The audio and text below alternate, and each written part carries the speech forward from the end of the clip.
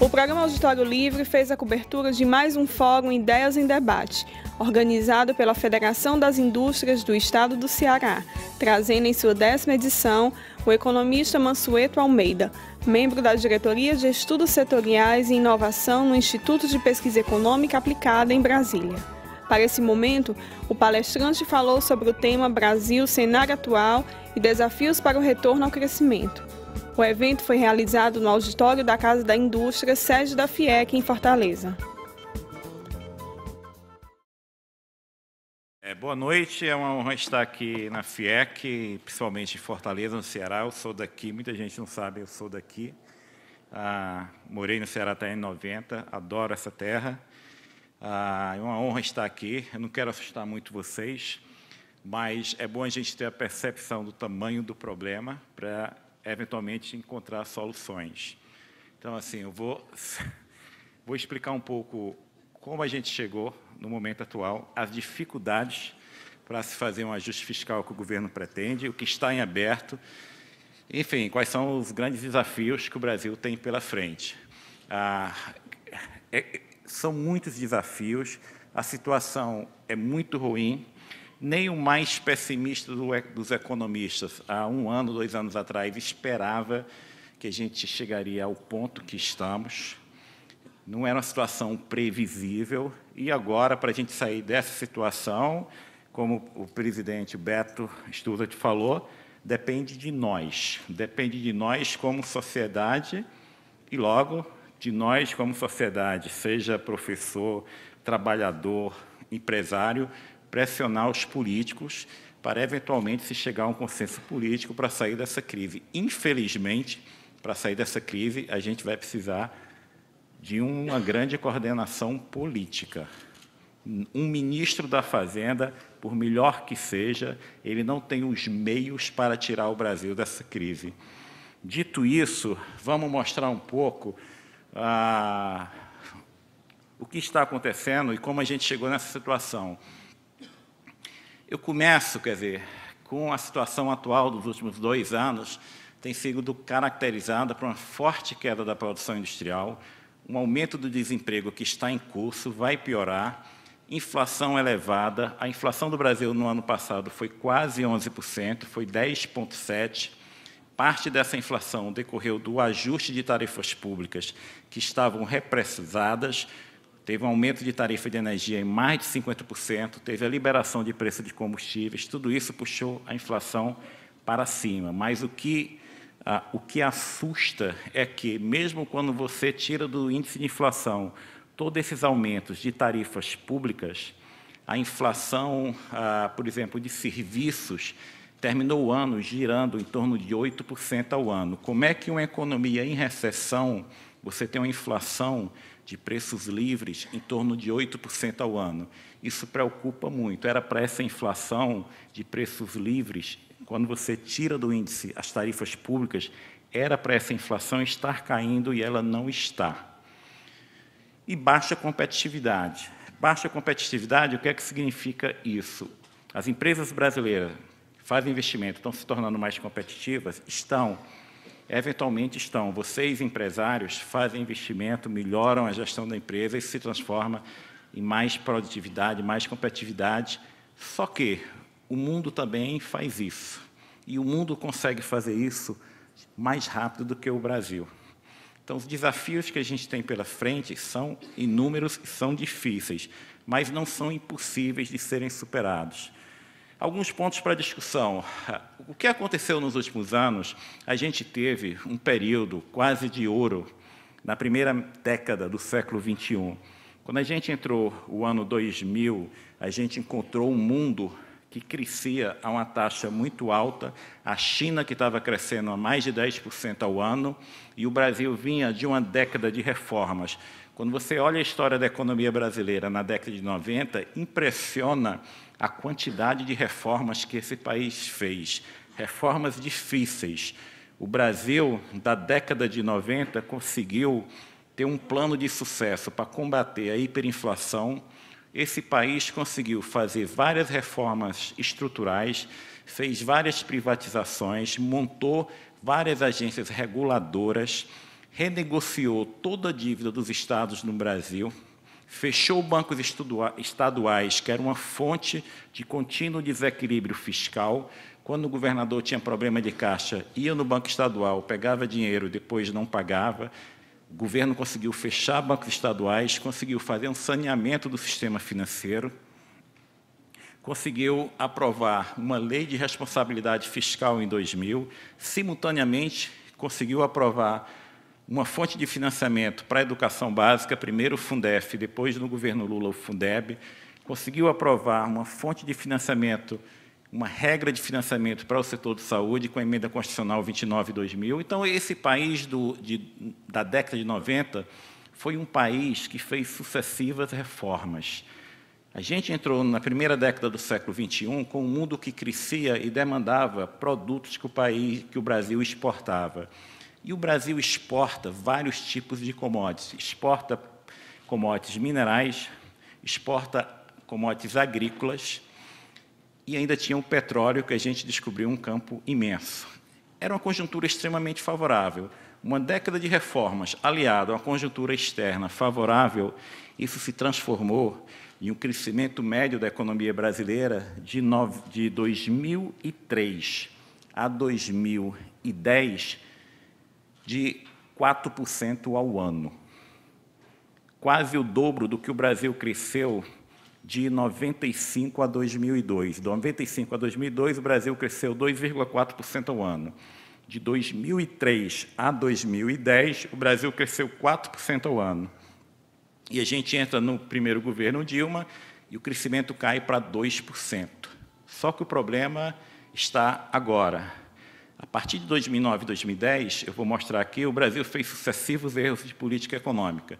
E isso contagiou, isso prejudicou o crescimento da produtividade na economia, nos levou a taxa de crescimento mais baixa e hoje, nesse segundo governo Dilma, o mercado espera que o Brasil terá um crescimento médio negativo. O crescimento médio negativo é um desastre? É, mas a situação tão ruim, a gente pode pegar essa conjuntura ruim e fazer uma série de reformas que aumente o potencial de crescimento da economia e, quando a recuperação vier, que ela venha muito forte. O que será o Brasil daqui a alguns anos depende de decisões que nós vamos tomar. O que é que aconteceu no Brasil nos últimos anos? Primeiro, muita gente fala que falta demanda. Hoje, de fato, falta demanda. O consumo está se retraindo, o investimento está se retraindo. Mas a história desse país, até final de 2013, era um país que de 2003, 2004 a 2013, durante uma década, ele não teve problema de demanda. Você tinha demanda por tudo que era produzido aqui. Apesar disso, a indústria teve problemas sérios a partir de 2009. Por quê? Porque se tornou muito caro produzir no Brasil. Antes da desvalorização do câmbio, que ocorreu no ano passado, o Brasil havia se tornado um país muito caro. Um turista que vinha para Fortaleza ou ia para Recife, ele pagava no preço de hotel algo semelhante que ele pagava em um hotel em um país desenvolvido. O preço dos nossos bons restaurantes era tão caros como um bom restaurante lá fora. Isso não é normal. Em país em desenvolvimento, em país emergente, em geral, os serviços devem ser baratos, mais baratos do que em países desenvolvidos. Mas o Brasil havia se tornado um país caro. Demanda tinha. Tanto tinha demanda que os empresários e a população começou a importar muito. Ou seja, demanda por produtos industriais tinha, só que o que se produzia aqui era muito caro e a gente começou a importar. O problema não era de demanda. Simultaneamente, o Brasil vinha numa trajetória que o nosso normal era faltar mão de obra. Há pouco mais de 2, 3 anos atrás, havia uma grande discussão no Brasil se iria ou não faltar engenheiro. Hoje, essa realidade mudou completamente. Se o Brasil tivesse continuado a crescer na faixa de 3% ao ano, não é 8%, não é 7%, 3% ao ano, a nossa realidade hoje seria de falta de mão de obra. Há 2 anos e meio atrás, o governo estava estudando um plano de atração de mão de obra estrangeira dos países que estavam em crise na Europa para trabalhar no Brasil. Isso tudo mudou, mas nesse momento que o Brasil vinha crescendo e que o mercado de trabalho estava aquecido, teve uma situação bem interessante, que é a indústria não conseguia competir com o setor de serviço. A inflação, o que puxou a inflação do Brasil até 2014 foi a inflação do setor de serviço, não foi a inflação da indústria. O industrial, ele não tinha espaço para reajustar o preço, porque se ele reajustasse muito o preço, aumentava muito a importação. Ele não tinha espaço. Até 2013, o reajuste dos preços da indústria era muito abaixo de 5% ao ano. Já o reajuste de preço de serviços era entre 8% e 9% ao ano. Então, você tinha um mercado de trabalho aquecido, você tinha um salário mínimo que aumentou fortemente, você tinha uma pressão muito grande no custo de todas as empresas, a indústria tinha que competir com o mesmo trabalhador do setor de serviço, o setor de serviço contratava, repassava aumento de custo para preço, a indústria não conseguia. O que significava que essa indústria teve um encolhimento de margem e ainda tinha que competir com importação. Isso aqui é a produção industrial, começando em 2002, e ela cresce continuamente até outubro de 2008, e tem uma queda muito forte quando tem a crise financeira, no segundo trimestre de 2008, mas recupera muito rápido. No segundo trimestre de 2009, a indústria já estava se recuperando, já tinha começado a crescer. Só que o mundo que sai da crise financeira, a partir de 2009, é um mundo que a demanda mundial caiu, você tem excesso de oferta de produtos manufaturados, e a indústria brasileira, em geral, não é para todas as empresas, não são todos os produtos, a indústria brasileira não consegue concorrer com o resto do mundo. Você fica um período grande, de 2, 3 anos, com a produção industrial estagnada, e mais ou menos em junho de 2003, ela começa a cair continuamente. O último dado de produção industrial que saiu, que é o dado de novembro, a indústria brasileira acumulou, de janeiro a novembro de 2015, uma queda da sua produção de 8%. E a queda da produção dos bens de capital, que são essenciais para investimento em todos os setores da economia, uma queda de 25%. Isso é algo desastroso, porque quando você tem uma queda tão forte de bens de capital, significa que os outros setores não estão investindo, e se o empresário não coloca máquinas novas na sua linha de produção, possivelmente a produtividade será menor e o crescimento menor. Mas essa é a realidade que a gente tem que mudar. Por muito tempo, a indústria e a economia como um todo sustentou o emprego. O que a indústria perdia de emprego era absorvido pelo setor de serviço. Mas, novamente, a partir de 2014, se intensificou muito a queda do emprego industrial. E, simultaneamente, tem aquele fato que eu falei, a linha vermelha é a inflação de serviços, a linha azul é a inflação de preços livres, inclusive preços de produtos que o Brasil exporta e importa. A inflação de serviço sempre ficou, nos últimos anos, muito acima da inflação de preço dos comercializáveis. Infelizmente, isso continua. A gente não sabe explicar por quê. Era para essa inflação de serviços, com a economia tão ruim, está caindo. Mas, de forma impressionante, o setor de serviço, os segmentos do setor de serviços estão conseguindo ainda repassar aumento de custo para preço. Dito isso, parte dessa inflação de serviço está ligado a um excepcional crescimento do salário mínimo real que ocorreu no Brasil nos últimos anos. Se a gente olha o crescimento do salário mínimo real de 1994 até 2015, foi um crescimento real de 160%.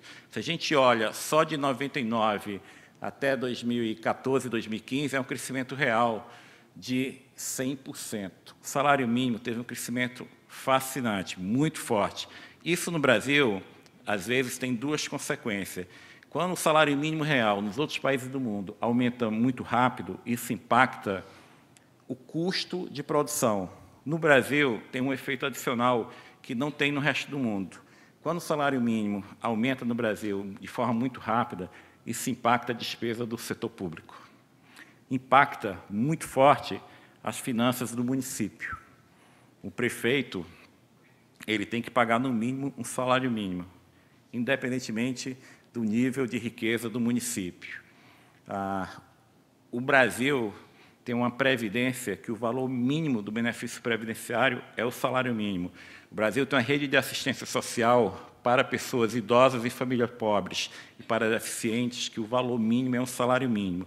Se o salário mínimo tem ganho real, todas essas despesas acompanham o salário mínimo. E nós chegamos à situação agora paradoxal, porque a gente tentou definir uma regra de reajuste automático de salário mínimo.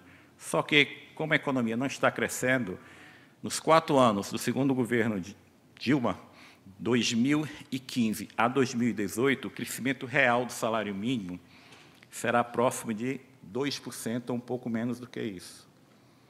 Em 4 anos, a gente vinha numa conjuntura que o salário mínimo estava crescendo de 99 a 2014, 100% real. Nos próximos 4 anos, o salário mínimo real ficará perto de zero, a correção real. Isso significa que a gente não vai ter aquele crescimento excepcional de demanda que a gente viu no interior do Nordeste, no interior de várias regiões do Brasil. O salário mínimo real crescerá, não crescerá no segundo governo Dilma, se crescer algo entre 1% e 2%. Adicionalmente, você tem um problema no Brasil, que é o seguinte: quando a gente olha a nossa história nos últimos 20 anos, a gente avançou muito no gasto com a educação, em prover a educação básica, universalizar a educação básica, em gastos com saúde. Só que, em um país que aumenta gasto com a educação e a escolaridade aumenta, que é mais ou menos isso que está aí, se a gente olha o Brasil, essa linha amarela está meio apagado, mas essa linha amarela é crescente, ou seja, o Brasil não está aí ainda, desculpe. Todos os países aí, isso aí é um gráfico que mostra a evolução de um amigo meu, Ricardo Paes de Barros, mostra a evolução da escolaridade, anos médios de estudo no eixo horizontal e produtividade do trabalho no eixo vertical. Os países, quando aumenta a escolaridade, investe mais em educação, a produtividade aumenta. O trabalhador que é mais qualificado, ele consegue produzir mais do que um trabalhador não qualificado. Quando a gente coloca isso aí, é de 1980 a 2010. Vamos colocar o Brasil nesse gráfico e ver o que aconteceu. O Brasil aumentou muito o esforço educacional, anos de estudo, e isso não se traduziu em aumento de produtividade. Por quê? Isso significa que educação não serve? Não é a mensagem do gráfico. A mensagem do gráfico é, apesar do aumento de anos de escolaridade, o Brasil saiu de um ano médio de escolaridade de 3 para quase 8, de 80 a 2010, ocorreram vários outros fatores que, possivelmente, mais do que compensaram o benefício do aumento da escolaridade na produtividade. O resultado é que, apesar de todo o nosso esforço de recuperar o atraso do investimento em educação, o que saiu nesse período, de 80 a 2010, foi uma economia que a produtividade cresceu muito pouco. Isso é por quê? Quais foram esses outros fatores que possivelmente atrapalharam o crescimento da produtividade do Brasil? Vocês são empresários, sabem melhor do que eu, mas hoje eu posso dar o exemplo. Eu tenho uma empresa, sou pessoa jurídica, não tenho um empregado, mas eu contrato um escritório de contabilidade para eu pagar imposto, porque eu não entendo a legislação tributária do Brasil. A legislação tributária do Brasil de PIS/COFINS tem 1.700 páginas. Nenhuma pessoa normal consegue entender aquilo. Então, assim, complexidade tributária, aumento de gasto, aumento de carga tributária, investimento baixo em infraestrutura, mudanças de regras constantes, tudo isso, isolamento do resto do mundo. O Brasil hoje é mais integrado ao mundo do que era na década de 80? Mas o Brasil é muito pouco integrado. Tudo isso atrapalhou o crescimento de produtividade que viria com maior esforço educacional. E ainda tem um problema que as nossas escolas públicas, infelizmente, ainda são ruins. Dito isso, a gente tem um problema muito sério, que é o país que vinha muito bem até 2012, 2013, esse país agora ele não consegue crescer. Logo, isso está se transformando no aumento da taxa de desemprego. O último dado para regiões metropolitanas, o dado de desemprego do IBGE, essa taxa está em 7,5%. No final de 2014, início de 2015, a taxa de desemprego era 4% nas regiões metropolitanas. E vocês me perguntam, mas agora a tendência é disso se reverter? Não, a tendência é disso piorar. Possivelmente essa taxa de desemprego vai superar os 10%, pode chegar ao que era ali no final de 2002, quando ela bateu 13%. Então, nos próximos meses, o desemprego vai, infelizmente, aumentar. E é uma situação bastante complicada, e eu estou colocando dois gráficos juntos. Um, produção industrial, e o outro, vendas reais no varejo. Esse gráfico eu gosto muito, que mostra de forma muito clara que o problema que a indústria passou nos últimos anos não estava ligado à falta de demanda, estava ligado a vários fatores do lado da oferta que tornavam o custo de produção no Brasil muito caro. Como eu mostrei, a indústria vinha crescendo muito rápido, cresceu uns 30%, a produção física da indústria, de 2002, 2003 até 2008, teve uma queda forte, se recuperou rápido, ficou estagnado por um tempo e depois entrou em queda livre, que continua até hoje. As vendas reais de varejo, se vocês olharem o outro gráfico, é uma reta impressionante, que cresce quase que continuamente, só começou a cair mais ou menos nos últimos 5, 6 meses. Então, mesmo na crise de 2009, que foi uma crise mundial seríssima, as vendas reais no Brasil não caíram. E não caíram por quê? Porque o desemprego pouco aumentou, mesmo na crise. Você tinha aumento de renda real, aumento muito forte do crédito, e os bancos públicos e privados, principalmente os públicos, entraram ofertando muito dinheiro. A demanda continuou muito forte. Não é o caso agora. O caso agora é que o ideal era que o governo tivesse bala na agulha, capacidade de estimular a economia. O correto seria o governo estimular a economia? Seria. Por que o governo não faz isso? Porque ele não tem recurso. O governo exagerou no que fez em 2009 e 2010. O que o governo fez em 2009, que foi correto, deveria ser algo temporário. Mas o governo transformou medidas temporárias por questões ideológicas em políticas permanentes. Vou dar um exemplo concreto. Em 2009, o governo começou um programa que se chama Programa de Sustentação do Investimento, PSI. Esse programa emprestava a juros muito abaixo de juros de mercado. E quando esse programa iniciou, o volume máximo que o governo podia emprestar via BNDES com subsídio era de 44 bilhões de reais. Em fevereiro de 2010, o governo resolveu prorrogar esse programa. A medida provisória que prorrogou o programa tinha a seguinte justificativa: a economia brasileira está se recuperando muito rápido, a demanda por essa linha de crédito subsidiado aumentou muito, logo nós temos que aumentar a oferta. Era justamente o contrário. Se a economia estava se recuperando muito rápido, o governo não precisaria aumentar a oferta de crédito subsidiado. Vocês podem até me falar, mas é importante ter crédito subsidiado? Qual é o país do mundo que se tornou desenvolvido porque o governo ofertou muito crédito subsidiado? Isso não existe. Os países do mundo que hoje são desenvolvidos se tornaram desenvolvidos porque o governo investiu muito em educação, investiu em saúde, melhorou a infraestrutura. Isso tudo se traduziu. Tinha instituições independentes, democracia, tudo isso se traduziu, inovava, isso se traduziu em crescimento consistente de longo prazo. Não é porque um país ofertou mais ou menos crédito subsidiado que ele cresceu mais ou menos. Se a gente conseguisse promover de desenvolvimento dando crédito subsidiado, a gente já teria resolvido há muito tempo o problema de pobreza em países como Bangladesh e na África. É muito mais difícil. Acabando um pouco essa parte, isso aí são índices de quantidade, de quanto de importação de bens de consumo duráveis e bens de consumo não duráveis. Quando a gente compara ali com 2006, que a base é 100, a gente vê claramente que importação de bens duráveis e não duráveis cresceu muito. Se a importação está crescendo, existe a demanda. Mais uma vez, o problema da indústria do Brasil, mesmo no período que a demanda estava crescendo, não era falta de demanda, era custo. O Brasil se tornou um país caro, que a produtividade nos últimos 4, 5 anos deixou de crescer, você tinha aumentos reais de salário mínimo, o industrial não conseguia repassar para preço, e você tinha um mundo que ofertava produtos industriais que, depois da crise, teve um excesso de produção de manufatura do mundo mais barato. Esse foi o grande dilema da indústria. E agora, a gente, de fato, tem um problema de demanda. Então, além desses fatores estruturais da economia, que não fez as reformas que deveria ter feito, que tem uma complexidade tributária enorme. O Jorge Gerdau, uma vez, me falou que ele tem uma empresa no Canadá que é exatamente igual a uma das unidades dele no Brasil. E ele me falou que, na empresa dele do Canadá, ele contrata de cerca de 6 a 10 pessoas para fazer toda a parte administrativa. Nessa mesma empresa, do mesmo tamanho no Brasil, ele contrata 200 pessoas. Esse é o Brasil.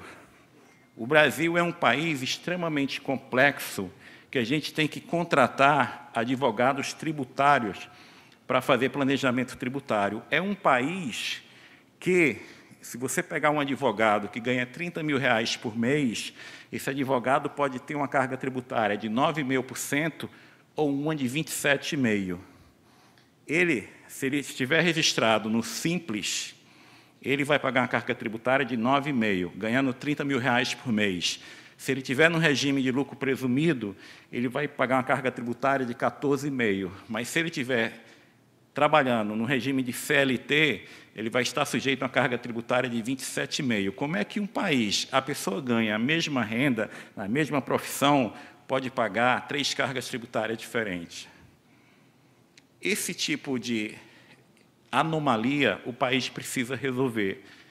Tem várias outras anomalias do lado da receita, da carga tributária. O Brasil é um país que quase 50% da arrecadação vem de imposto indireto. Logo, isso repassa para preço de serviço e significa que a gente tem produtos caros.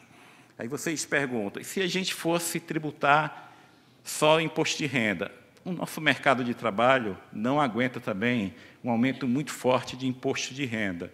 A gente está falando de um país em que 54% das pessoas que trabalham com carteira de trabalho assinada têm um rendimento inferior a 2 salários mínimos. Quem é que vai pagar mais carga tributária? Dá para aumentar a carga tributária? Eventualmente dá, mas não dá para um país que tributa tanto, dado o nosso nível de desenvolvimento, achar que a gente vai tornar o sistema muito progressivo, porque isso não vai acontecer, porque o nosso nível de tributação seria compatível com um país rico da Europa, com um país emergente de renda per capita, que no ano retrasado era perto de $10.500 e agora está indo para 7.600, 7.800 dólares, a nossa carga tributária é excessivamente elevada.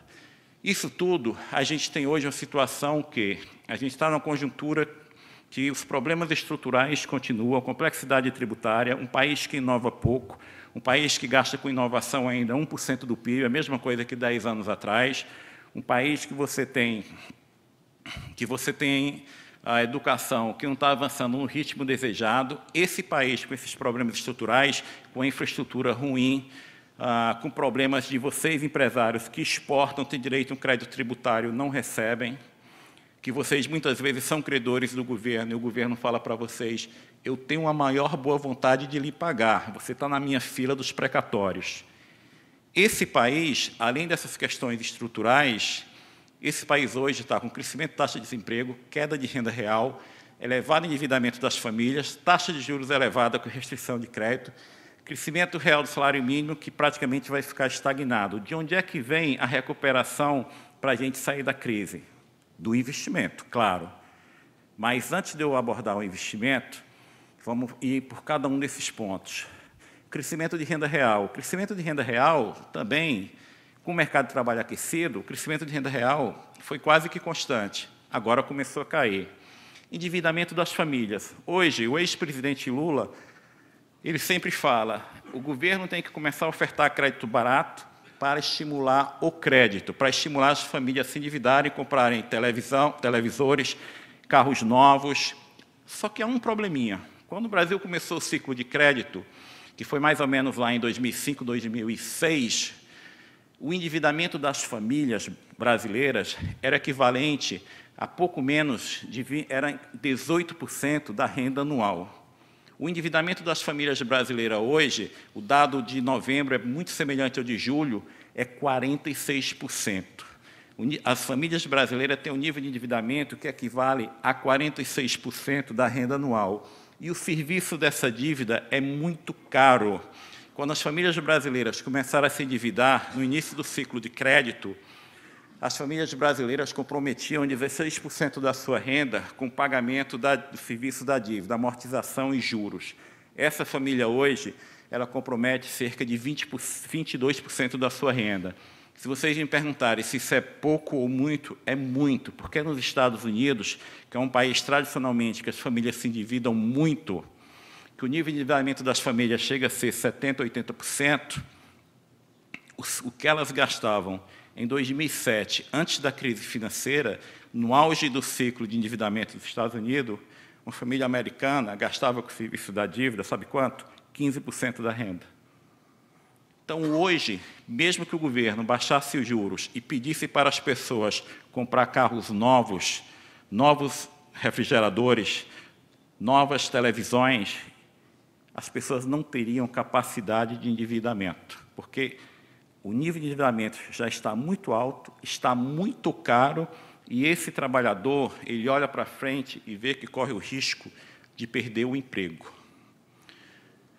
O que pode nos tirar da crise econômica? A gente tem alguns fatores positivos. Infelizmente, a gente caiu na real e viu que o Brasil não tinha condições de ter uma taxa de câmbio no nível que era 2 anos atrás. A nossa moeda perdeu de valor mais de 50%, e isso automaticamente aumentou a competitividade das nossas exportações. Isso ainda não está se transformando em aumento de exportação.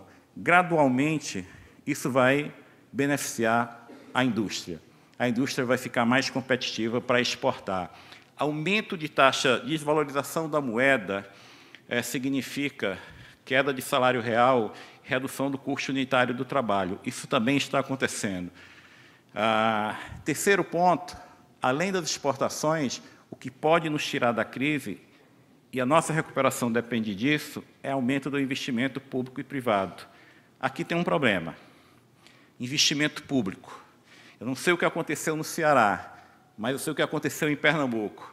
Quando eu almocei com o governador de Pernambuco, há uns 6 meses atrás, ele me falou, eu estou cortando o investimento público de Pernambuco este ano, 2015, em 70%. Conversa com o governador do Espírito Santo e vários outros governadores, de Goiás, o Marconi Perillo, eles dão mais ou menos a mesma informação. A taxa era menor, mas todos cortaram investimento. O governo federal, no ano passado, até novembro, o dado de dezembro deve ser divulgado amanhã, até novembro, o governo federal cortou o investimento, em termos reais, em 40%. O investimento público, infelizmente, não está aumentando, ele está sendo cortado. Se a gente olha o orçamento que foi aprovado para 2016, haverá uma recuperação do investimento? Não. O governo aprovou um orçamento para 2016, no qual ele projeta um crescimento do investimento zero. O investimento público não está se recuperando, está sendo cortado, e a gente fica dependendo do investimento privado. O investimento privado tem 2 tipos. O investimento privado na expansão de empresas, que muitas empresas, por enquanto, adiaram esse investimento, outras continuam, mas, no geral, quando eu olho para tudo que está acontecendo na economia, esse investimento também está em queda. E o investimento privado para projetos de infraestrutura. O Brasil ele está começando um novo plano de concessões em aeroportos, em rodovias. Isso pode se transformar em aumento de investimento. A gente tem certeza que isso vai se transformar em aumento de investimento? O Brasil tem infraestrutura muito ruim. Claro, se eu definir um marco regulatório adequado, vários investidores podem se interessar em fazer esses investimentos que o país precisa fazer em rodovias, ferrovias, aeroportos. Essa recuperação vai ser rápida? Não. Por quê? Porque as maiores empresas do Brasil no ramo de concessão, elas estão muito endividadas, pagando juros altíssimos. E o objetivo desse ano não é fazer investimento, é priorizar a recomposição do caixa. Mas isso significa que o governo tem que ficar parado? Não. O governo tem que tentar definir um marco regulatório adequado e, de fato, incentivar a infraestrutura. O governo ainda tem, apesar da queda de empréstimo do BNDES, o BNDES é um banco que consegue emprestar sem nenhuma ajuda do Tesouro. Se o Tesouro falar o seguinte, daqui para frente, eu não vou dar um tostão para o BNDES. Esse banco, que não vai receber nenhum tostão do governo, ele consegue emprestar 110 bilhões por ano. 110 bilhões por ano é muita coisa. Então, assim, haverá espaço para recuperar investimento em infraestrutura? Haverá. Vai depender muito do governo. Qual será essa velocidade? Ninguém sabe, mas não será tão rápido quanto foi no ciclo passado. Esse aqui é o custo unitário do trabalho em dólar, caiu, eu vou passar. E aí tem uma coisa que, de fato, agora, para o Brasil crescer, a gente terá que fazer o dever de casa. O que aconteceu na primeira década do século XXI foi um presente dos deuses que não vai se repetir tão cedo. Isso aí é o preço médio das exportações do Brasil de 77 a julho de 2015. Olha o primeiro gráfico, de 77 a dezembro de 2003. O preço médio das exportações no Brasil era quase uma reta. Olha, de 2004 até julho de 2015, mais ou menos até 2011, teve um aumento espetacular do preço das exportações do Brasil.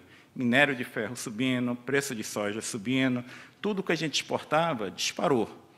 Você teve aumento de preço, e quando tem aumento de preço, também os produtores produzem mais daquele produto. Então, você tem aumento de preço em quantidade, mas aumento de preço, isso aí é só preço. Das exportações do Brasil, literalmente disparou de 2004 até 2011. Depois, isso começou a se reverter, e nos últimos meses está tendo uma queda muito grande.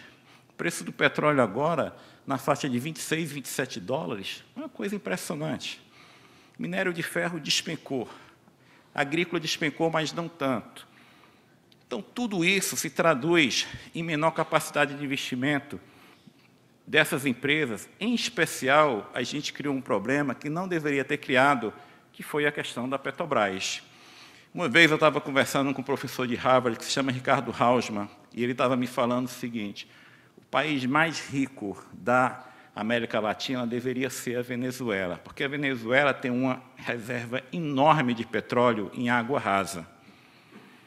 O Hugo Chávez deveria ter feito o seguinte: quando ele assumiu, ter licitado, ter deixado empresas estrangeiras entrar, ter colocado o imposto lá em cima. Você quer produzir na Venezuela? Pode produzir. O imposto é tanto. Eu vou pegar a arrecadação e investir em política social, em inovação, melhorar a educação básica, a educação universitária. Ao invés disso, Hugo Chávez fez o quê? Disse: a empresa estatal tem que produzir tudo. E as empresas multinacionais do setor de petróleo saíram da Venezuela. O Brasil tentou fazer algo semelhante. A gente tinha estabelecido uma lei que funcionava muito bem. Quando foi 2009, 2010, com a descoberta do pré-sal, o governo resolveu mudar o marco regulatório do setor de petróleo. Já existia no Brasil conteúdo nacional, sempre existiu. Existia também. Se decidiu aumentar isso para 80% a 85%. Atrasou o cronograma de produção da Petrobras. Se decidiu colocar a Petrobras como operadora única de todo o pré-sal, o que foi algo que prejudicou o planejamento da Petrobras. E, simultaneamente, com a aceleração da inflação, o governo tentou uma experiência maluca de reduzir taxa de juros por decreto. A inflação começou a aumentar e o governo resolveu controlar o preço dos combustíveis. Isso causou um prejuízo enorme na Petrobras, que é um prejuízo entre 60 e 80 bilhões de reais, deixando a questão de corrupção do lado, sem entrar na questão de corrupção. Tudo isso levou a problemas de investimento, atrasou nosso cronograma de produção de petróleo e a gente aprovou uma série de leis que estabelecia como ia utilizar o recurso do pré-sal. E hoje, esse recurso do pré-sal não acontecerá nos próximos anos. Vamos lembrar que a gente aprovou um Plano Nacional de Educação que estabelece que, até 2024 é daqui a 8 anos, até 2024 o Brasil iria gastar 10% do seu PIB em educação. O Brasil gasta hoje entre 6 e 6,5%. Isso vai acontecer, o Brasil terá o dinheiro do pré-sal para investir 10% do seu PIB em educação? Não. E agora, para reverter com o preço do petróleo tão baixo, você recuperar a Petrobras se tornou uma operação extremamente difícil. No dia 24 de setembro do ano passado, o Banco Goldman Sachs publicou um relatório específico sobre a Petrobras e que ele fazia o seguinte exercício. A Petrobras tem uma dívida em relação à geração de caixa, dívida sobre EBITDA de mais ou menos 5,9. A média de grandes petroleiras do mundo é 1,5. Para a Petrobras reduzir o seu endividamento para a média do mercado mundial do setor de petróleo, o que a Petrobras deveria fazer? O banco colocava no relatório 5 alternativas. Se fosse via capitalização, seria necessário uma capitalização da Petrobras de 488 bilhões de reais. Impossível.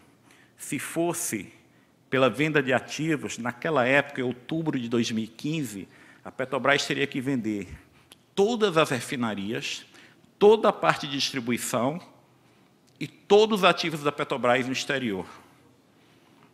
Se fosse... É fogo, né? É um exercício difícil. Se fosse pelo aumento de gasolina, o preço da gasolina, em outubro do ano passado, teria que ser elevado em 140%. Então, é uma situação bastante complicada. O preço da Petrobras, da ação preferencial da Petrobras, está a menos de R$ 5,00. Os bancos colocam como preço target para você começar a comprar quando chegar a R$ 2,00. É uma situação ruim? É. Vai ser difícil recuperar? Vai. É impossível? Não. Dito isso, as exportações brasileiras, hoje saiu o dado oficial da balança corrente no ano passado.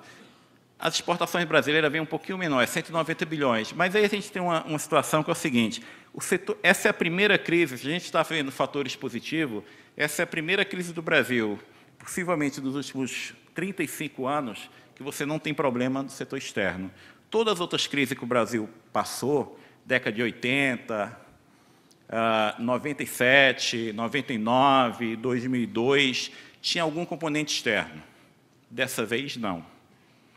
A gente terminou 2014 com um déficit conta corrente. Déficit conta corrente é o que você importa, além do que exporta, bens, mercadorias, serviços, etc., que equivale ao pedir emprestado do resto do mundo. Eu terminei 2014 com um déficit conta corrente de 4,5% do PIB, o que é muito alto para uma economia que está tendo queda de investimento. Mas o nosso déficit conta corrente está indo para 2,5%, 2% do PIB. O ajuste no setor externo tem sido muito rápido e o Brasil tem uma situação extremamente confortável de reservas. Os estrangeiros não têm medo que o Brasil não tenha dinheiro para pagar sua dívida externa. E hoje, ao contrário de 2002 e de anos anteriores a 2002, quando o câmbio dispara, o governo fica mais rico, porque o governo é credor em dólar. Então, pela primeira vez, uma coisa que diferencia essa crise das anteriores é que a nossa situação externa está confortável. Mas a taxa de investimento está caindo. Taxa de investimento caindo significa crescimento menor. Isso aí é trimestre contra trimestre, desde o segundo trimestre de 2014, quando começou oficialmente a recessão, de acordo com a Fundação Getúlio Vargas, que faz esse cálculo, a datação de recessão no Brasil, desde o segundo trimestre de 2014, trimestre contra trimestre, a taxa de investimento vem caindo. E hoje saiu o índice de projeção da Fundação Getúlio Vargas, que estima que a queda da taxa de investimento do Brasil em 2015 e 2016, no acumulado, será em torno de 22%. É difícil, mas essa é a nossa conjuntura. A gente está fadado a ser um país de baixo crescimento, cheio de problemas? Não. O Brasil ser um país de baixo crescimento é algo anormal.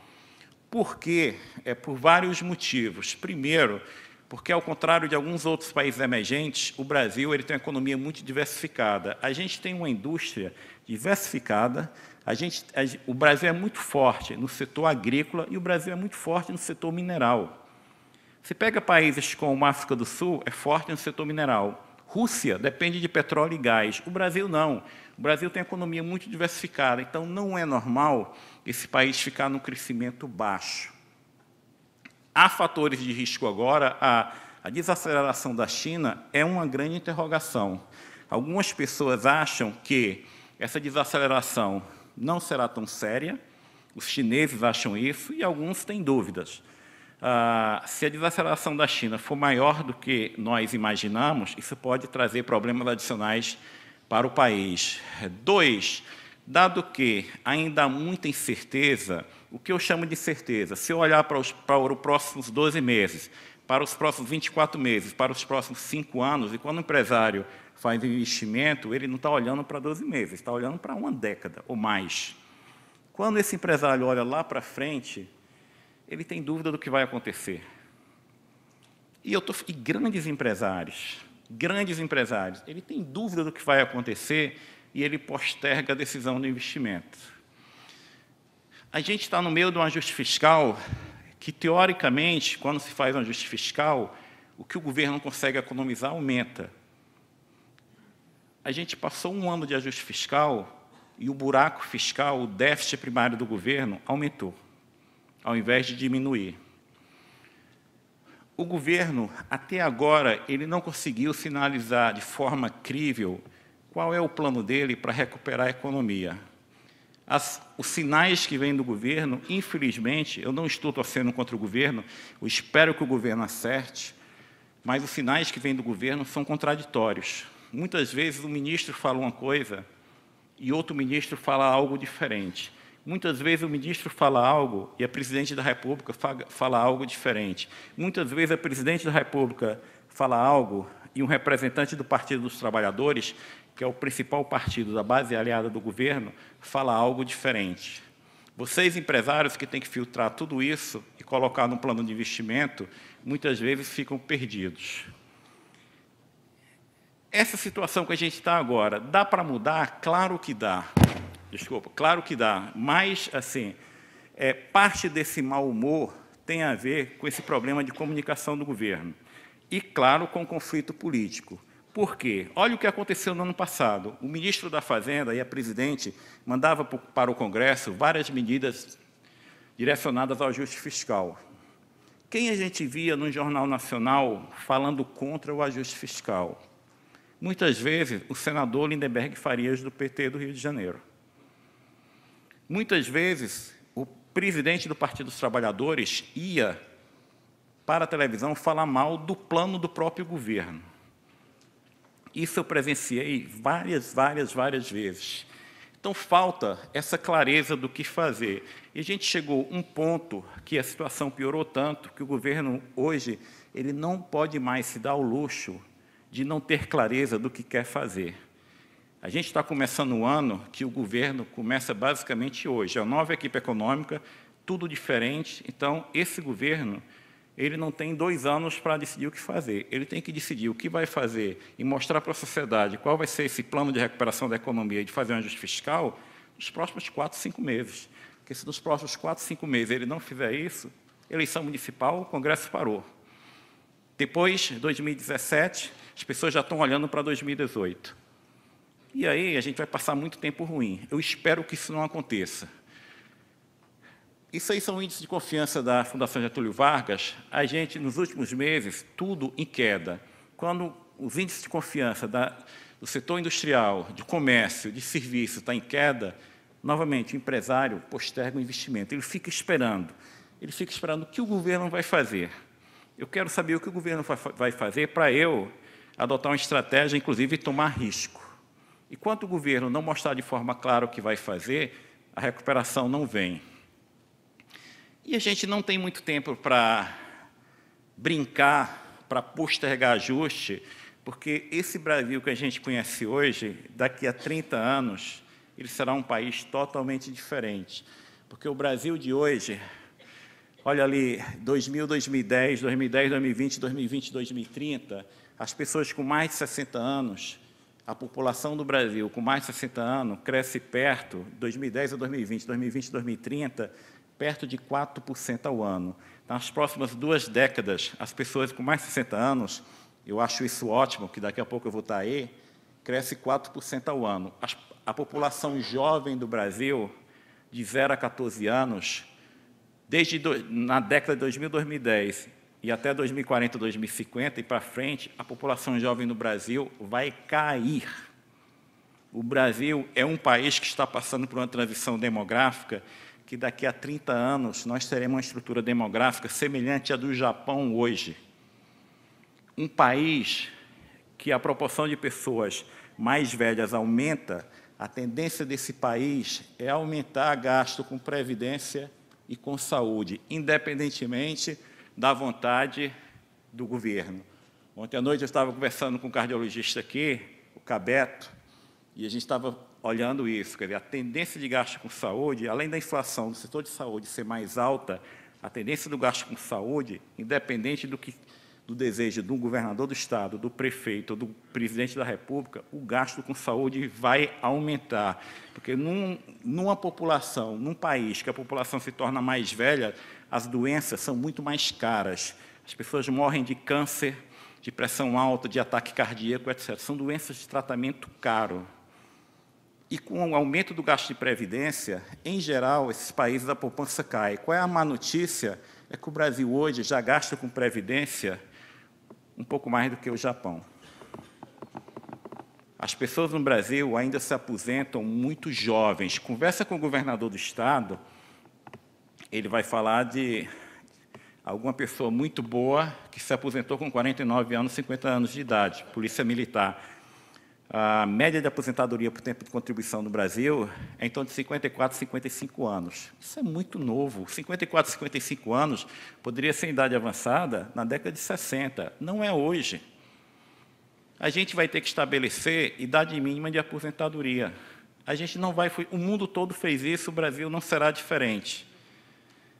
Não faz sentido, me desculpem as mulheres, você ter diferença de tempo de contribuição tão grande entre homem e mulher. Na década de 70, uma mulher tinha mais de 6 filhos no Brasil. O Brasil de hoje, as mulheres têm, em média, menos de 2 filhos. Elas ficam em torno de 2 anos fora do mercado de trabalho. Só 1/3 dos países do mundo tem diferença de tempo de contribuição entre homem e mulher para se aposentar. Se o Brasil quer manter essa diferença, ótimo, é uma discussão legítima, mas a gente vai ter que diminuir essa diferença.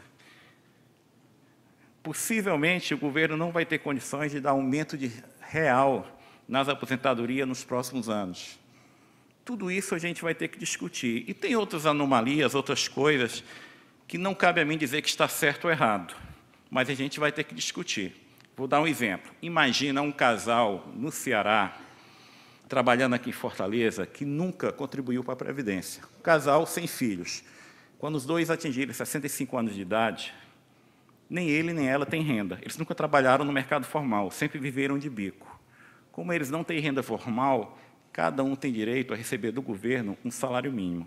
A renda desse casal será de 2 salários mínimos, perto de 1.900.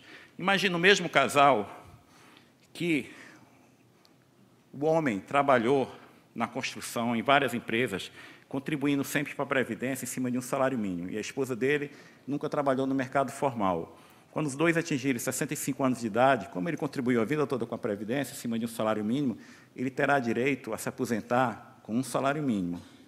A renda familiar deles vai ser meio salário mínimo. Como é meio salário mínimo, ela não se qualifica para receber assistência do governo. Logo, ela não terá renda e ele terá um salário mínimo. E contribuiu a vida toda. O melhor seria nenhum dos dois terem contribuído, porque eles teriam direito a 2 salários mínimos. Isso é justo?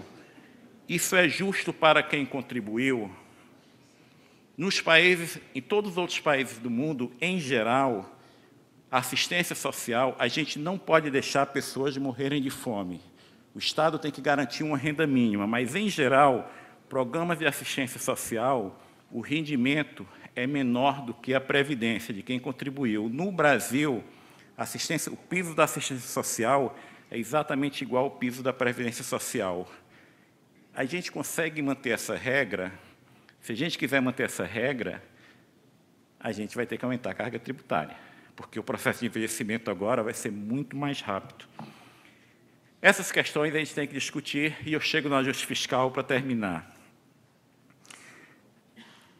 Todo mundo, quando olha para o Estado, fala o seguinte: o Estado brasileiro é muito grande, o Estado brasileiro é inchado, tem muito funcionário público. Mais ou menos. Se fosse só isso, não seria fácil o ajuste, mas pelo menos a gente saberia que, se fechar 10 ministérios, se resolve o problema. Não é tão simples assim. Por quê? Quando a gente olha os dados, primeiro dado que eu quero chamar a atenção é esse gráfico aqui, que é a despesa do governo federal, governo central, Tesouro, Previdência e Banco Central. A gente chama esses três órgãos, quando juntos, a gente chama governo central. Isso é despesa não financeira, e não está pagamento de juros. Eu quero chamar a atenção o gráfico de 91 a 2014. Olha as barras vermelhas, é o último ano do mandato de cada presidente da República, desde 91. De 91 a 2014, vocês podem notar que nunca a barra vermelha cai. Qual é a informação que tem aí? Infelizmente, todos os presidentes da República, desde o início da década de 90 no Brasil, sem exceção, quando eles saíram do Palácio do Planalto, eles deixaram para trás um gasto público maior do que no início do seu mandato. Todos, sem exceção. Logo, esse gráfico me indica que há um componente estrutural no crescimento do gasto público do Brasil. Esse componente estrutural, quais são os fatores que definem esse componente estrutural? Isso aí, se eu pego esse gasto e abro agora ele em vários itens, pessoal, previdência, INSS, LOAS, Lei Orgânica da Assistência Social, que é um salário mínimo para deficientes, idosos e famílias pobres, seguro-desemprego, abono salarial, vários tipos de bolsa, investimento público, custeio e o total. Isso aí é crescimento em pontos do PIB. A última linha é crescimento em pontos do PIB. De 91 a 2014, o crescimento do gasto público foi 7,4 pontos do PIB. Isso já com a série de PIB nova, que foi corrigida pelo IBGE há 2 meses atrás. De todo esse crescimento do gasto, 5,3 pontos de percentagem do PIB, o que equivale a 71% desse crescimento, se concentra nos programas de transferência de renda. Isso não é máquina pública, é o governo que tributa. João e Maria arrecada o dinheiro e distribui para José e Ricardo. Os programas são INSS, LOAS, seguro-desemprego, abono salarial e vários tipos de bolsa. Quando você se junta esses programas que são transferência de renda, isso explica 71% do crescimento da despesa primária de 91 a 2014. Se, além disso, você acrescentar a aposentadoria de funcionários públicos federais, aí você explica 85% do crescimento do gasto. Eu não preciso nem olhar para a educação, nem para a saúde, nem para o resto do custeio, nem investimento. 85% do crescimento da despesa primária do governo central, de 91 a 2014, cresceu em decorrência de programa de transferência de renda. O que é que significa isso? Significa que, se eu for no mundo e abrir a concorrência para contratar o melhor economista do mundo para ser ministro da Fazenda no Brasil e falar para ele o seguinte: olha, você tem que controlar o crescimento do gasto. Ele senta na cadeira, o ministro da Previdência vai apresentar para ele uma conta. Ó, tantas pessoas vão se aposentar esse ano e o crescimento do gasto com a Previdência vai crescer tanto. Ele fala, mas não pode, não posso fazer nada, a regra é essa. Regra. Muito, para a gente controlar o crescimento desses gastos, a gente vai ter que discutir a dinâmica, as regras que determinam o crescimento desse gasto. É difícil? É, claro que é difícil. Eu ainda imaginava que ia ficar 80, 85 anos viúvo, com aposentadoria alta, e ia me casar, enfim, eventualmente com uma pessoa jovem, para dar o benefício do renda integral, ou vice-versa. Às vezes, a mulher nova pode se casar com um homem novo e dar aposentadoria integral. Isso mudou no Brasil. O Estado do Ceará também mudou para se adequar à regra de pensão do governo federal, mas isso era errado. Ainda tem outras coisas que tem que melhorar. Por exemplo, hoje, quando um homem morre, a pensão da viúva não depende do número de dependentes. No mundo todo, depende. Uma pessoa que tem 3 filhos em idade escolar recebe uma pensão maior do que uma pessoa que não tem nenhum filho em idade escolar. Uma pessoa que é viúva tem um rendimento, recebe como pensão um valor diferente no caso que a viúva não tem renda alguma. Então, assim, tudo isso o Brasil vai ter que resolver. A gente começou a resolver no ano passado um pouquinho, ainda tem uma longa lista para fazer. Mas, infelizmente, se a gente não quiser modificar as regras que determinam o crescimento das transferências, mais carga tributária. O Brasil, a gente está numa crise muito séria e tem várias coisas positivas e negativas. Quais são as coisas positivas? Esse país, de forma democrática, com eleições, com discussão no Congresso, ele montou uma rede de assistência social que equivale a quase 24% do PIB, isso era em 2011 e 2012. Isso equivale ao gasto público total da China. É muito próximo do gasto público total da Índia. O Brasil gasta com social, só com social, o equivalente ao gasto público total da China. O que é que significa isso? Significa também o seguinte, numa crise muito séria como essa que nós estamos passando, se fosse na década de 80, a gente teria uma confusão social muito grande. Uma seca no Nordeste, na década de 80, na década de 70, tinha que ter frente de trabalho, as pessoas morriam de fome. O aposentado hoje, que está em Caucaia, em Jaguaribe, ou em Quixadá, Oroz, esse aposentado, ele teve um aumento de renda agora de 11%. A gente montou uma rede de assistência social que permite às pessoas a conviverem maior com a crise. O efeito adverso é que também, como o brasileiro convive melhor com a crise, que ele está protegido, a gente posterga o ajuste e a crise se agrava.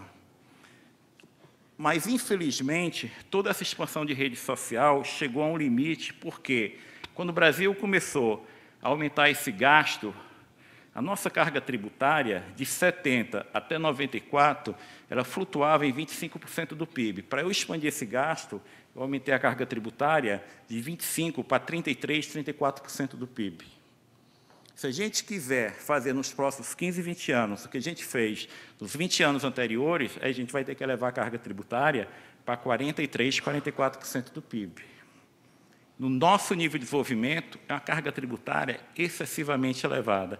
Então, o Brasil vai ter agora de tratar com questões difíceis do lado da despesa. É fácil? Claro que não.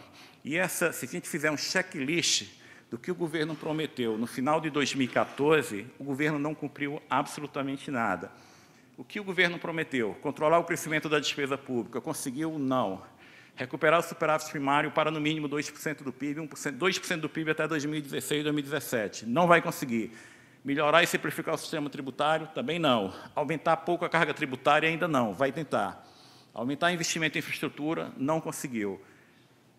E a situação é muito séria, eu vou passar isso que não importa muito. Isso aí é basicamente o crescimento do gasto público não financeiro do governo central, desde o IFHC 1 até Dilma 2, a projeção. E todos os mandatos normalmente crescem 1% do PIB. A cada 4 anos, o gasto público do Brasil cresce 1 ponto do PIB, 1 ponto percentual do PIB. E no Lula 2, vocês vão falar, mas como é que o Lula 2, que foi de 2007 a 2010, deu tanto aumento, gastou tanto, e a despesa do governo central sobre PIB ficou quase estável? Qual foi o crescimento do Brasil nessa época? 4,6% ao ano, quase 5% ao ano.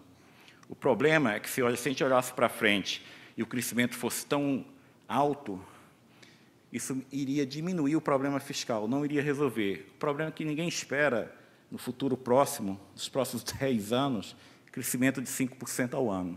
Então, a gente vai ter que controlar o crescimento do gasto. Os governos vão ter que ser muito mais austeros, vão ter que diminuir máquina pública e modificar programas de transferência de renda.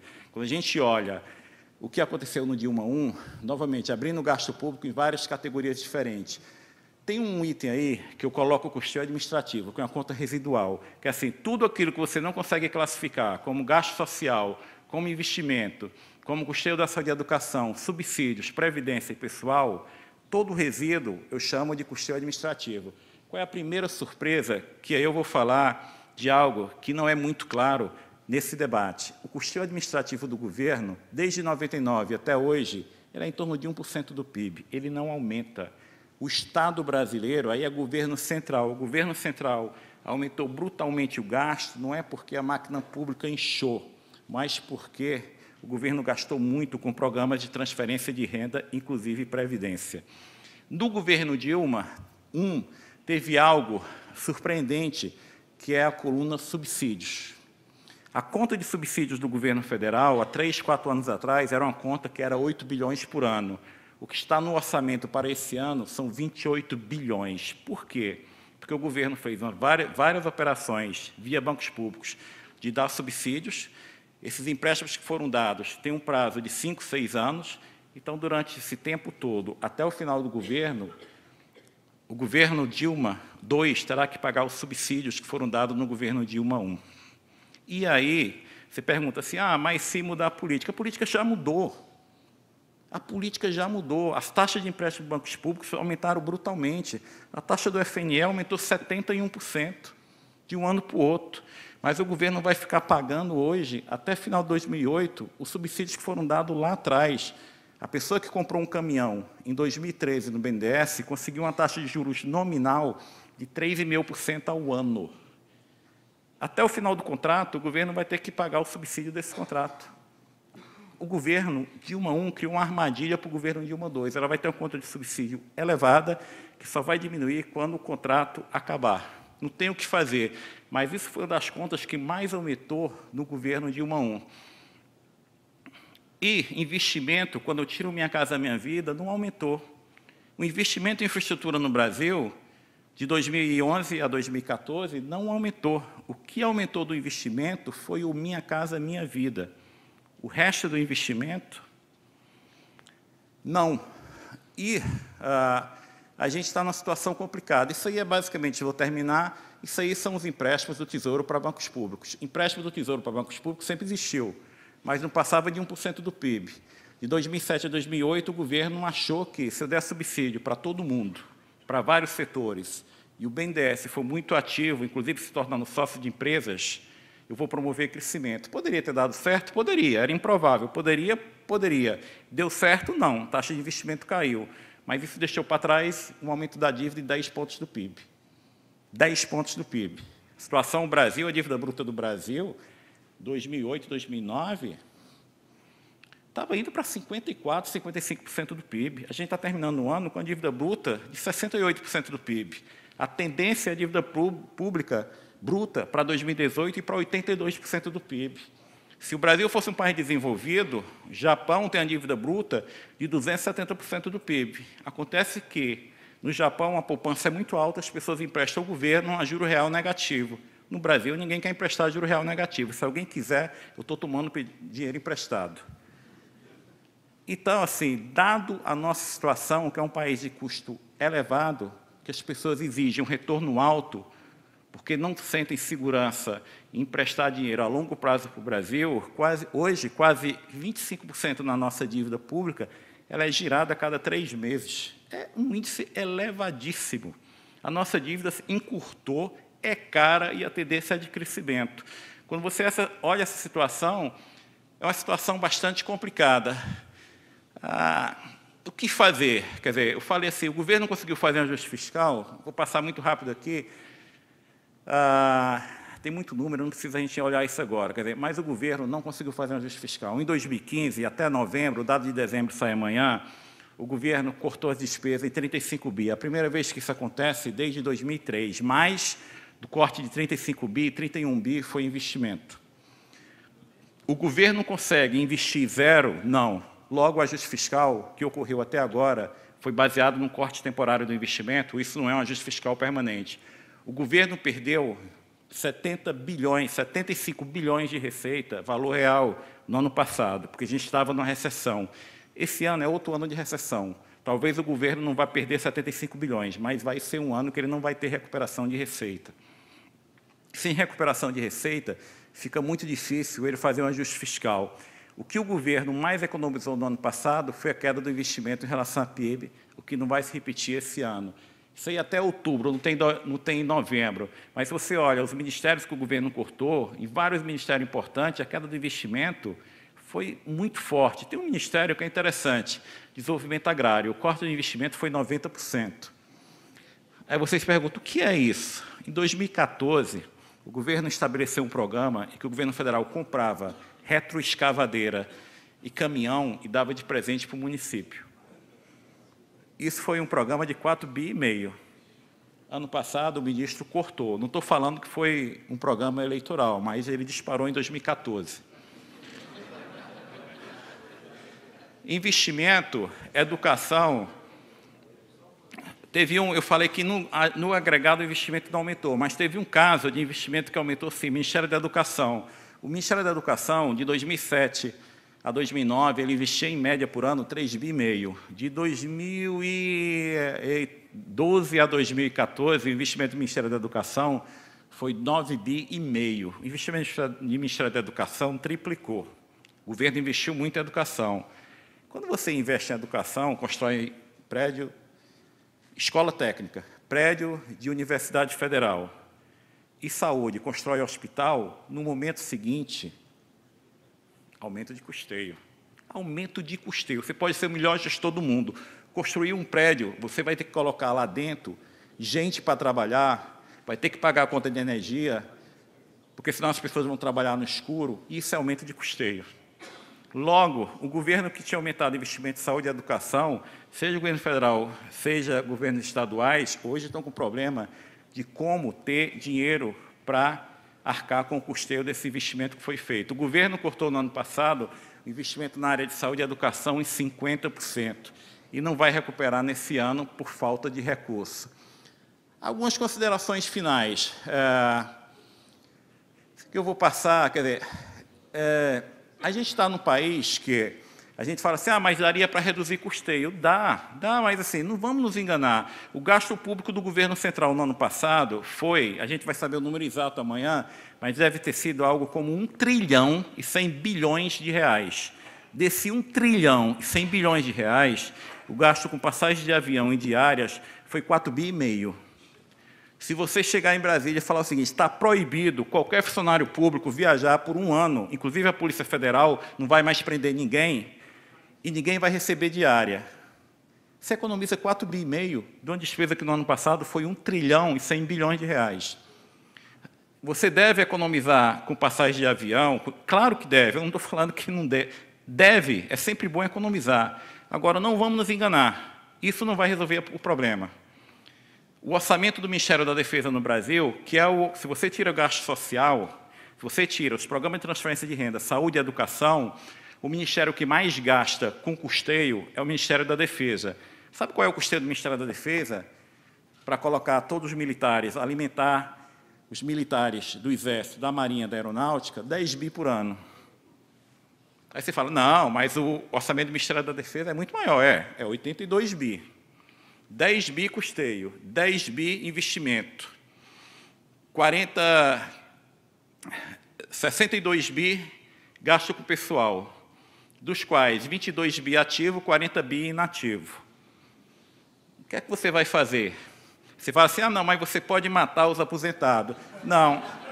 Se você matar os aposentados, aquilo vai dar origem à pensão e não vai economizar. Não tem como eu fazer um ajuste fiscal tão rápido, no espaço de um ano, dada a estrutura de despesa do Brasil. Um prefeito, um governador e o presidente da República sofrem esse problema. Infelizmente, qual é a solução no caso dos militares? Possivelmente eles vão ter que pagar uma contribuição maior para se aposentar. A gente vai ter que colocar todos esses problemas na mesa e, como adultos, discutir no Congresso o que a gente quer fazer, o que a sociedade aceita e o que não aceita. O técnico vai dar informação, exatamente o que a gente vai fazer, o que a gente vai decidir, não, esse gasto aqui é muito importante, eu não quero cortar, esse aqui a gente pode rever o programa. Isso, infelizmente, tem muito empresário que fica com raiva de mim, isso é uma decisão política. Isso é uma decisão política. O que é prioritário, o que você vai cortar, o que você vai modificar ou não, isso é um debate político. Se a sociedade não quiser modificar determinado programa, tudo bem, mas sabe qual é o custo e qual é o resultado. Agora, subsídios, infelizmente, terão que ser cortados. O governo já vem cortando, terão que ser cortados ainda mais. O governo hoje, que gasta tanto com o social, ele não aguenta ser tão ativo em promoção setorial. Então, a gente vai ter que discutir absolutamente tudo isso. Indo para o final, essa projeção já está defasada. Mas é o seguinte, isso aí é a projeção que o governo faz. Toda vez que o governo manda os parâmetros para elaborar o orçamento, ele tem que fazer uma projeção para os próximos 50 anos do que vai acontecer com a Previdência. O governo mostrava que isso é só INSS. Se você colocar a Previdência de funcionários públicos federais, Estado e município, você aumenta essa conta em 4 pontos do PIB. A Previdência em 2014 era 7,1, na realidade é 6,9 com a revisão do PIB, e o governo estimava que até 2050 isso ia para 12,6 do PIB. Se eu colocar aí nessa conta funcionários públicos federais, estaduais e municipais, aumenta 4 pontos do PIB. Se eu colocar LOAS, aumenta mais 1 ponto do PIB. A gente ia para 2050 para um gasto previdenciário de perto de 18% e 19% do PIB. Nenhum país do mundo gasta isso com previdência. Logo, a gente pode até adiar, mas vai ter que fazer uma reforma da Previdência. Todos nós, que ainda não nos aposentamos, teremos que trabalhar mais por algum tempo. Não há alternativa. Como é que a gente vai convencer a sociedade disso? Aí entra o trabalho político. Político, infelizmente, que me desculpe Francini, tem que dar mensagem... Não, tem que mostrar para a sociedade os dilemas, né? O político, quer dizer, a sociedade espera do político uma série de benefícios e a gente não quer arcar com custo. Ontem quase agrediram o prefeito de São Paulo e o governador porque eles não querem aprovar o passe livre. Não tem dinheiro. Então, assim, os políticos vão ter que comunicar isso para a sociedade e fazer um grande debate como sair dessa situação. E aí entra o presidente da República. Porque não espere que a gente tenha o poder e os meios para fazer a negociação política num país com um sistema presidencialista forte. Esse papel cabe a quem está sentado na cadeira do Palácio do Planalto. Então, a presidente vai ter que arregaçar as mangas e tentar mudar a atitude dentro da sua base política, porque se não tiver apoio da base política, não vai ter da oposição. Se a base política do governo topar fazer o ajuste, a oposição faz. Quer dizer, porque a oposição é boa? Não. Porque o ajuste é impopular. Quem fizer o mais rápido possível, melhor. Limpa o terreno para o próximo presidente. Agora, para a oposição apoiar o ajuste, a base política tem que apoiar o ajuste. Então, assim, cabe à presidente da República criar esse grande consenso. Se ela tem ou não capacidade para isso, é algo que vocês, empresários, podem ajudar, podem pressionar e ver qual é o resultado. Quer dizer, mas o ponto que a gente chegou é esse. Conclusão. Não sairemos rápido da crise que teve início em 2014, decorrente de políticas erradas adotadas pelo governo desde 2009. O governo deu subsídios que não podia, o governo expandiu muitos programas públicos, alguns meritórios, outros com resultado ruim, expandiu, agora está retraindo. O governo fez desonerações que não tinham espaço fiscal e a gente não fez agenda de reformas que deveria ter continuado, que o governo Lula I continuou e o governo Lula II parou. Então, grande parte da crise do Brasil tem um componente externo, claro que tem, mas os nossos vizinhos, com exceção da Venezuela, continuam crescendo. O Brasil vai ter 2 anos consecutivos de queda de PIB. Isso não ocorre no Brasil desde 1930, nem na década perdida, que foi a década de 80, o Brasil teve 2 anos de queda consecutiva de PIB. O PIB caía um ano, outro ano se recuperava. A última vez que o Brasil teve 2 anos de queda de PIB foi 30 e 31. A gente está nessa conjuntura. É difícil? É. Dá para a gente sair? Dá. Porque o Brasil tem uma democracia plena, tem uma rede de assistência social muito ampla, o Brasil tem uma economia diversificada. Se a gente mostrar uma luz do fim do túnel, a gente vai ter problema de conter o otimismo com investidores de fora querendo entrar no Brasil. Porque hoje, ao contrário de 2 anos atrás, o Brasil se tornou em dólar um país barato. O preço das empresas brasileiras hoje é muito barato. Então, você tem a oportunidade de investimento. Se a gente mostrar a luz do fim no túnel, vocês, empresários, também vão retomar o investimento. Então, depende muito do governo e nós, como sociedade. O esforço fiscal que esse país tem que fazer para entregar 2% do PIB de superávit primário até 2008 é algo como 250, 260 bilhões de reais. É muito difícil. É muito difícil. Se a gente não fizer esse esforço fiscal até 2018, vai morrer? Não. Mas o importante é a trajetória. É você sinalizar. Tudo bem que eu não estou conseguindo alcançar o que eu prometi, mas se eu estou caminhando no sentido correto, de melhora do ambiente de negócio, simplificação tributária, marcos regulatórios adequados para atrair investimento privado, doméstico e externo para investimento em infraestrutura, se eu consigo avançar nessa agenda, a gente decola. A gente decola. Não vai ser uma recuperação rápida, mas também a gente não está fadado a ter uma década perdida. Pode acontecer, isso não está definido. Se vai ou não acontecer, depende de nós como sociedade. 3, o Brasil, para sair da crise, precisa aumentar a produtividade e fazer reformas estruturais. A população do Brasil crescia mais de 3% ao ano na década de 90. Um país que a população, você tem um número muito grande de jovens chegando ao mercado de trabalho, isso por si só leva a algum crescimento. Não é mais a história do Brasil. O Brasil, dos próximos 40, 50 anos, é um país que a população de mais de 60 anos de idade vai crescer muito rápida e a população de até 14 anos de idade vai diminuir, vai ter crescimento negativo. Isso significa que um país como esse, para ele crescer mais rápido, cada trabalhador tem que produzir mais. O Brasil, dos próximos 20, 30, 40 anos, vai depender muito mais do que dependeu nos últimos 20 anos do crescimento de produtividade.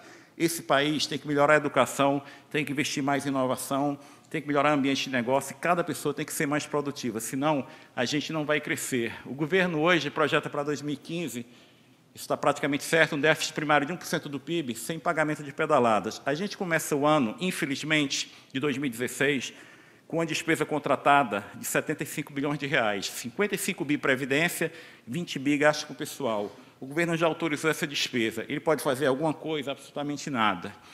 Com a despesa crescendo 75 bilhões, com o PIB em queda, a despesa sobre PIB vai aumentar. Logo, se eu estou partindo de um déficit de 1% do PIB, esquece o pagamento das pedaladas e a minha despesa sobre PIB, que já está contratada, vai crescer entre 0,3 e 0,4, a tendência do déficit primário se agravar. Logo, o governo vai precisar, mais uma vez, falar de uma forma mais clara como será a recuperação da economia e como ele pretende recuperar o superávit primário, porque a tendência hoje, se você está fora do governo, todo mundo que faz a conta não consegue ver como, não é nem como o governo vai cumprir a meta, é como o déficit primário não vai se tornar pior. Há um risco de termos mais uma década perdida? Se a gente não fizer o ajuste, se a gente demorar muito a fazer o ajuste e ficar rezando para a China crescer 10%, a gente vai ter uma década perdida. Eu acredito que a gente vai ter a década perdida? Não. Eu acho que a situação se tornou tão grave que os políticos terão que se mexer. Eles estão ficando preocupados, os empresários vão pressionar o político. Vai ficar cada vez mais claro que a gente terá que tomar medidas difíceis. Quando a gente olha a história do Brasil dos anos 90, quando essa sociedade teve que tomar decisões e medidas difíceis, a gente tomou. Tinha liderança política. Espero que a gente crie as lideranças políticas e que tenha um grande pacto nacional. Mas esse é o nosso desafio. Obrigado.